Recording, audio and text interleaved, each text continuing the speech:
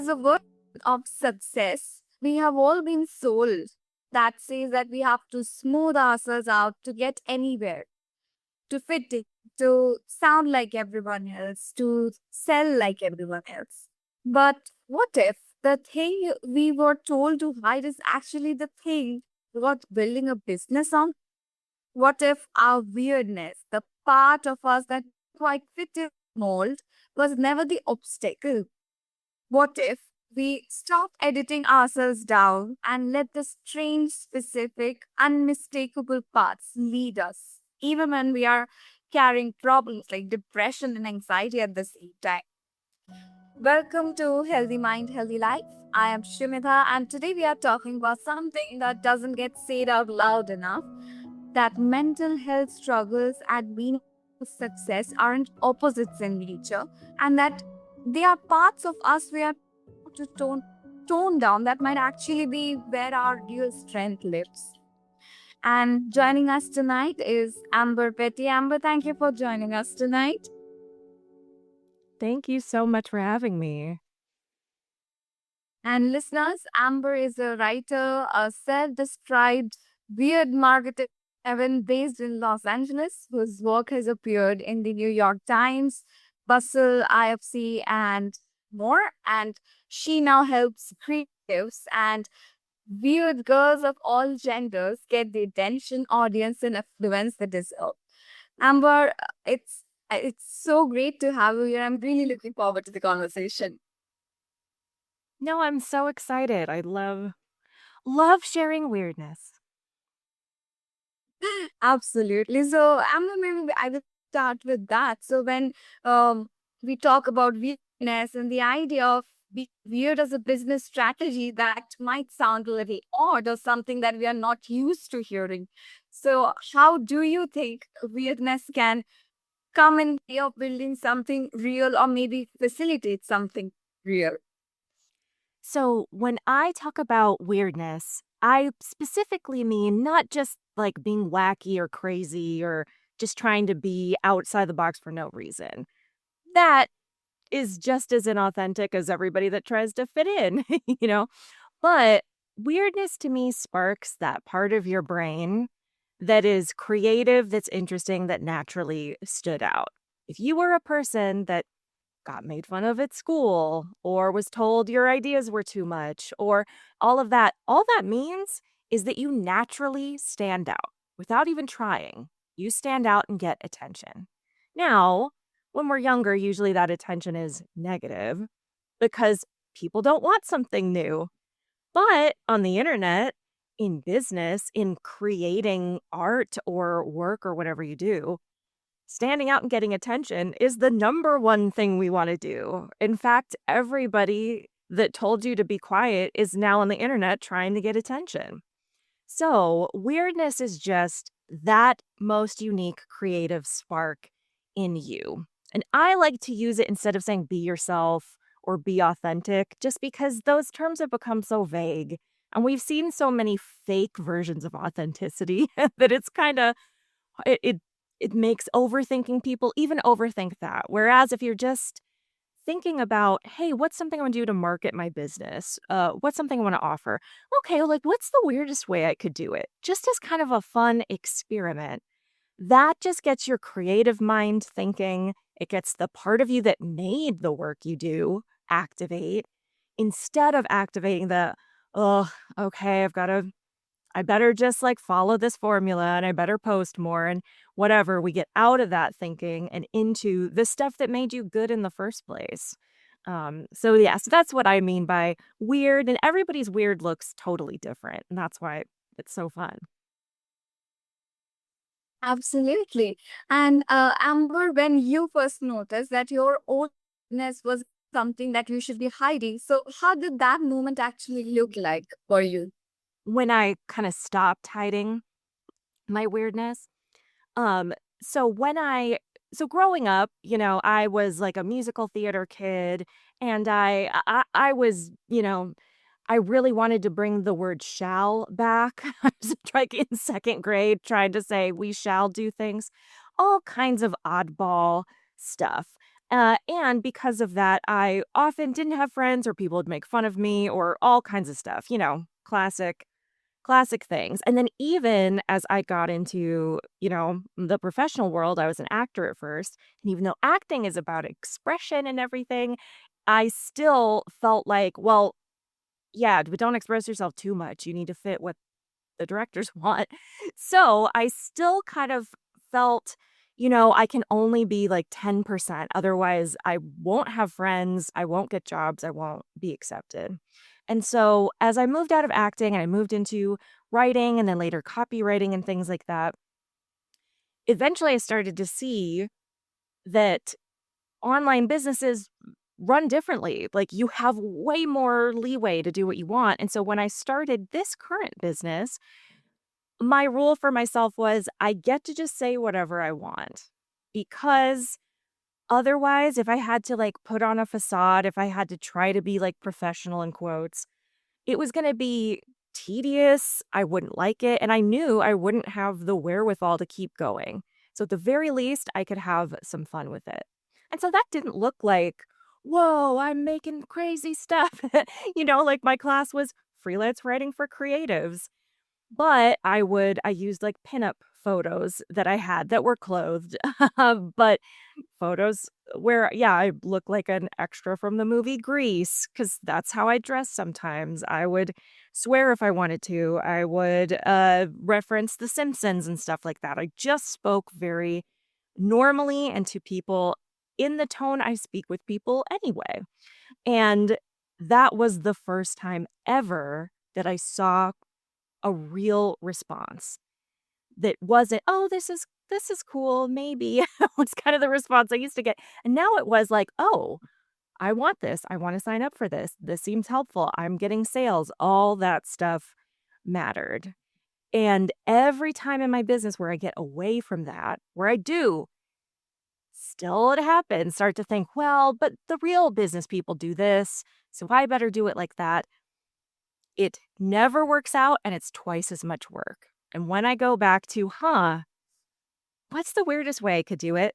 Like my last sales page, it's about a business mastermind for women. Uh, but I put little cartoon skeletons all over it because it just made me so happy. And like that page converted more than any other cold traffic page I've ever done. And it is very silly looking, but very me. So weird doesn't mean everybody has to put on cartoon skeletons and go that way, but just the fact of going, what actually sounds interesting, what actually feels fun as a way to invite people, it just works. And especially now that AI is letting people create so much more stuff, it's it's just making more of the same. So going into what is naturally uniquely you without even trying is less effort and it gets more attention and it gets more sales. And the little last part is, yeah, what's hard about it is sometimes it's very scary. Sometimes people don't respond immediately and you've got to sit like, nope, I trust this is right. But overall, it's an easier way to do business.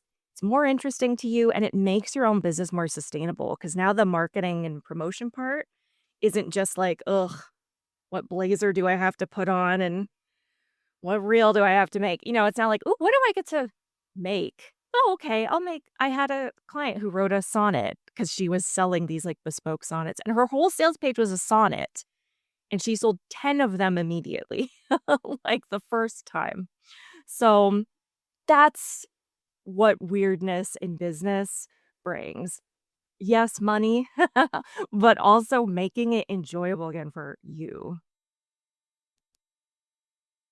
Absolutely. And that's such a good way to look at it. Not just money, but the way it's enjoyable for you. I think that's the whole deal.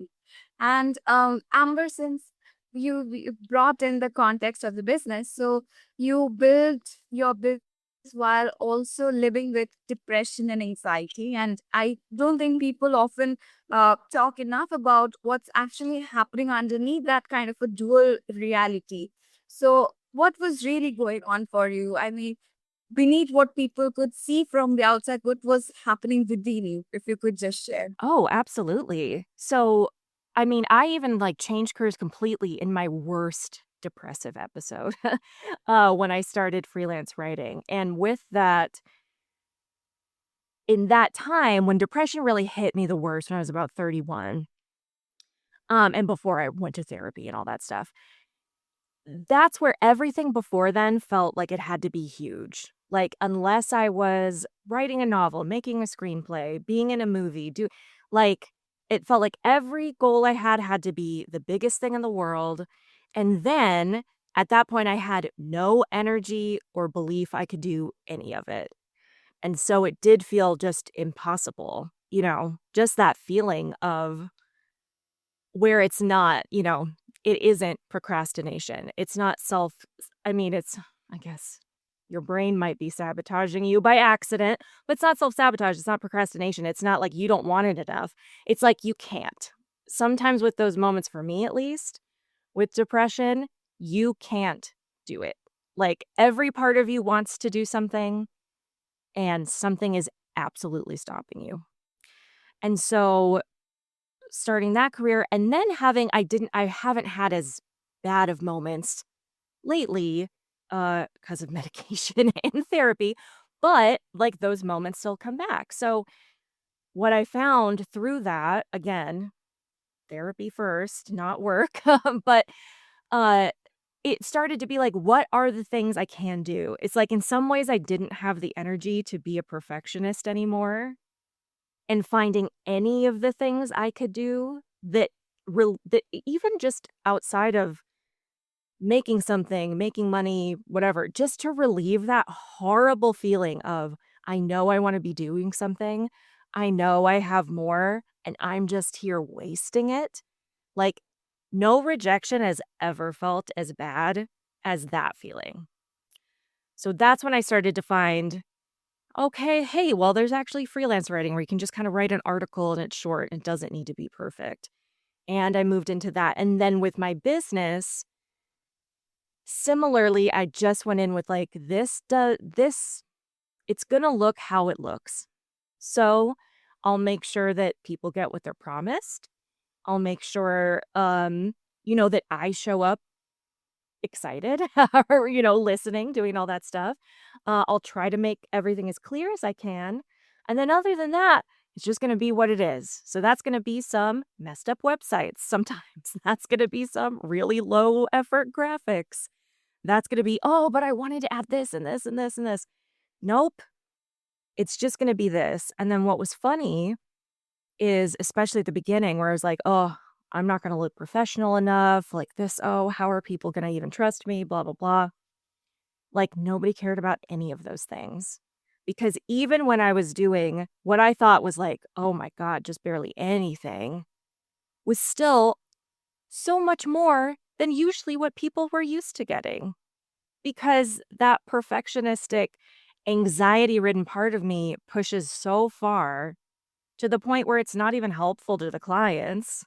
They didn't care if they got 10 worksheet, they got one worksheet instead of 10.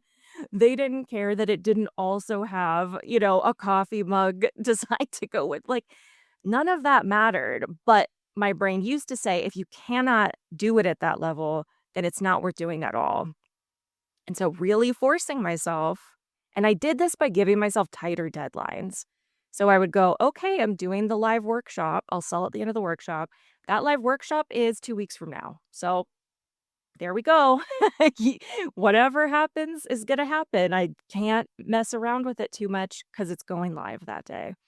And I found, yeah, that, hey, what I think is appropriate, what I think is necessary isn't always necessary. So that allowed things to be easier.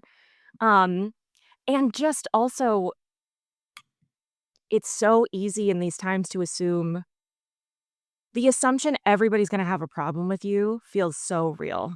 Of just everybody's going to want a refund. Oh, but they're going to have a problem with this. Oh, but they're going to have a problem with this. It doesn't even feel like a negative thought. Sometimes it just feels like reality in your mind if you have that persuasion. And by actually just, even when you're scared or it even feels not 100%, just putting it out there to actually see, hey, that's not what anybody said. That's not what happened. Actually, people, it just helps retrain it. So it can feel really opposite of like, okay, so if you're depressed and anxious, do more. And I'm not saying that in front of a hustly way, like work hard all the time. No, but try to just, for me, what's worked the best is just shrinking down the time I have to worry.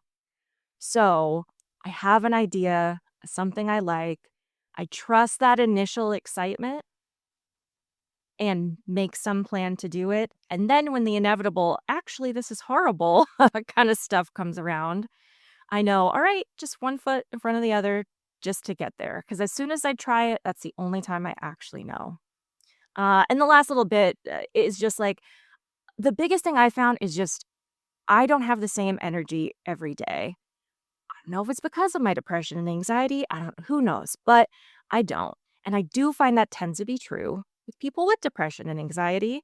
And there is so much out there to tell you, but just time block and just do this every day and just wake up at this time and just that it does sometimes feel like, well, then I cannot cut out for this. I can't do it. And that is just the opposite of the truth. My clients that have had depression, anxiety, even chronic illness, half the times are the ones that actually work the most and do the, not even work the most, sorry, but like do the best because they've learned how to work with their energy. They have a ton of desire.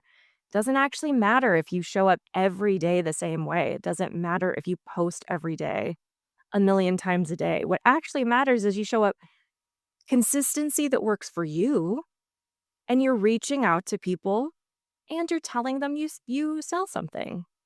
And the pace of that can be different day to day, but if you're doing that stuff, that's all that matters.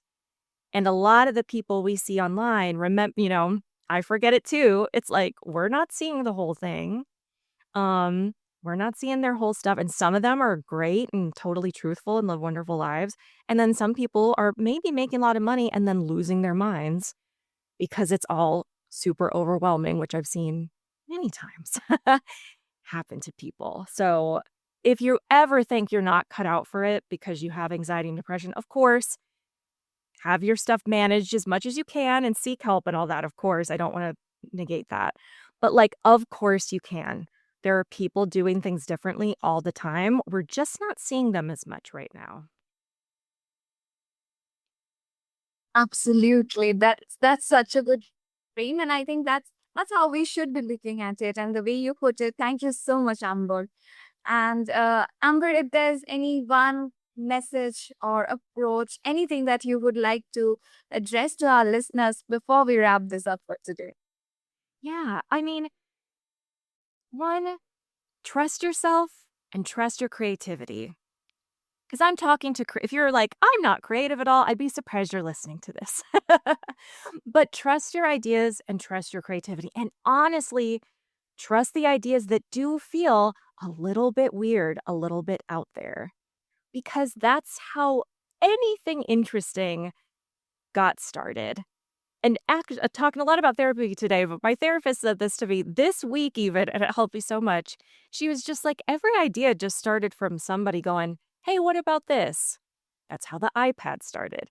That's how Disneyland was made. That's every massive idea, big and small, novel, corporation, $1 million business, home business that you absolutely love. It all does just start from, hey, what about this? And just having that little tiny piece of wherewithal to go, you know what? Yeah, even though it feels a little weird, that's probably even a better sign that it's more necessary. So trust yourself and go at your own pace, but don't let those ideas go. Absolutely. And this is something to definitely keep in our minds to trust our pace, but not to let the ideas go with the process. Yeah. Thank you so much, Amber. Thank you. Amber, and if any of our listeners want to connect with you, where do you suggest they find you? You can find me on Instagram, Amber N. Petty. Also, I've got a free class that I think is fun. It's about taking what people made fun of you for and turning it into part of your business. So it's called Revenue Revenge. But it's a short workshop. It's free, and it's all about examples of how me and my clients have literally taken things we used to get make fun of for and turned them into ways to run our business or things that help our business. So it's fun, and that's free. So you can get that at amberpetty.com/revenge. Absolutely. I would definitely recommend our listeners to please go have a look. I really like the catchy tone it has, Revenue Revenge. And I would suggest our listeners, please, I'm sure it will be of much help. Go check it out. And thank you so much for having this conversation and bringing so much honesty into it.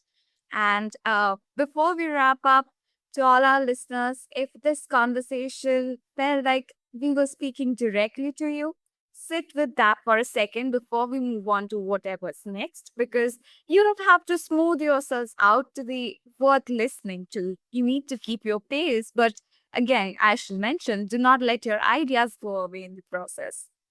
Thank you for spending this time with us on Healthy Mind, Healthy Life. Take care of your mind, and I'll meet you in the next episode soon.